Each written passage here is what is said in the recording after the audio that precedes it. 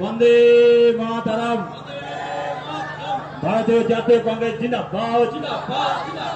মুর্শিদাবাদ জেলা কংগ্রেস জিন্দাবাদ। বেলডাঙ্গা ব্লক কংগ্রেস জিন্দাবাদ। বেলডাঙ্গা শহর কংগ্রেস জিন্দাবাদ। অধীর রঞ্জন চৌধুরী জিন্দাবাদ।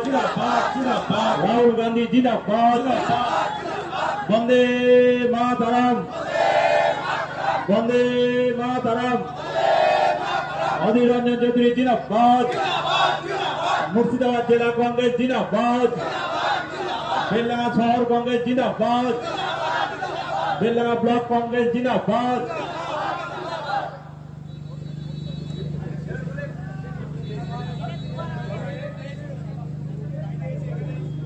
আমরা আজকে আমি সত্যি কথা বলতে গেলে এই দলকে নিষ্ঠার সঙ্গে করেছিলাম, ভেবেছিলাম এই দলটা দিয়ে এই বাংলার মানুষ সুস্থ এবং শান্ত থাকবে। তাই আজকে এই মুর্শিদাবাদে একটাই নেতা অধীর রঞ্জন চৌধুরী।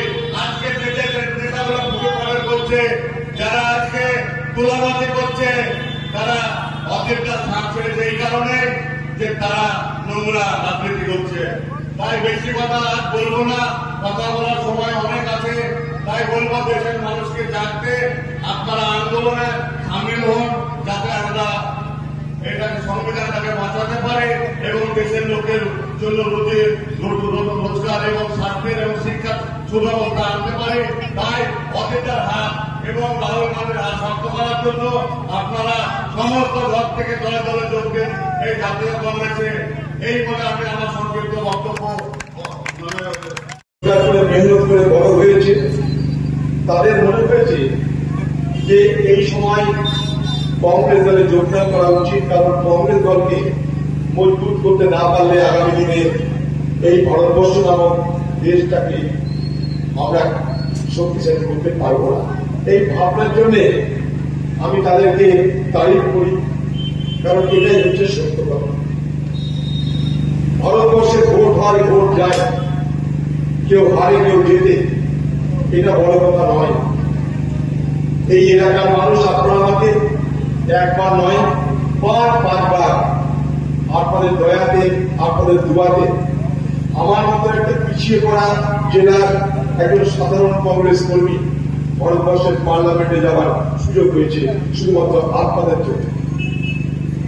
শুধু তাই নয়, এই ভারতবর্ষের কংগ্রেস পার্টি যার 138তম বছর বয়স হয়ে গেছে, যে দলে মহাত্মা গান্ধী থেকে জওহরলাল নেহরু, মৌলানা আবুল কালাম আজাদ থেকে ইন্দিরা গান্ধী, রাজীব গান্ধী, এই যে ঘরানা, এই কংগ্রেস দল, সেই কংগ্রেস দলের পার্লামেন্টে, যেখানে সারা ভারতবর্ষের সব থেকে বড় বড় আলোচনা হয়, আইন তৈরি হয়, সেই পার্লামেন্টে আমার মতো এই মুর্শিদাবাদের পিছিয়ে পড়া একটা জেলার একজন সাধারণ কংগ্রেস কর্মী কংগ্রেস দলকে নেতৃত্ব দেওয়ার সুযোগ পেয়েছিলাম।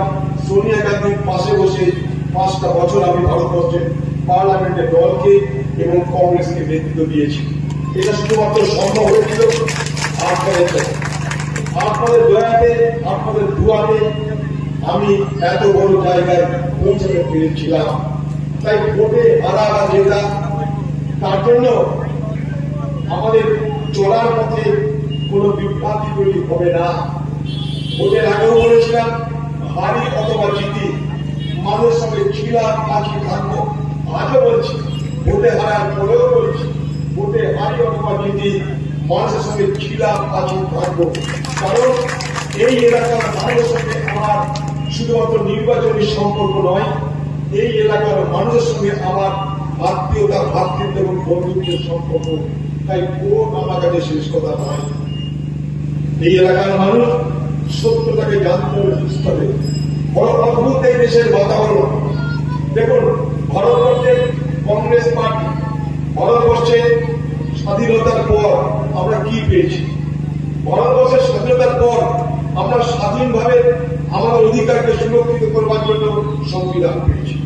সেই সংবিধানকে রক্ষা করে নির্বাচনী ব্যবস্থা করার জন্য নির্বাচন কমিশনের জন্ম হয়েছে। ভারতবর্ষের আইনসভা তারা ক্ষমতার অপব্যবহার করে যাতে করতে পারে, তার জন্য আইনের ব্যাখ্যা দেবে কে? Supreme court.